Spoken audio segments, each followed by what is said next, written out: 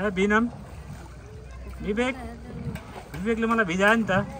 मलाई हेर्नु न ओहो अब मेरो क्यामेरा पर्यो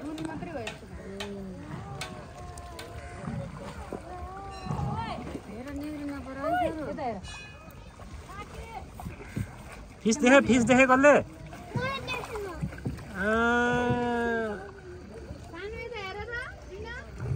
ल विवेक जत्रोले उ गरिरहेको छ विवेक देख विवेक यता हेर त है यता हेर छोरा मेरो फोटो खिच्छ विवेक ए आफ्नो फोटो आएन गर नगर है दादालाई नगर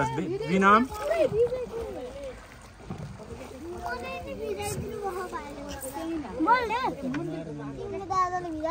नमस्कार गर्नु मन्दिरलाई आमा मन्दिर घुमो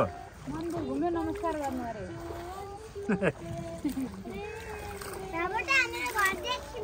अरे देखिन्छ त्यही हो घर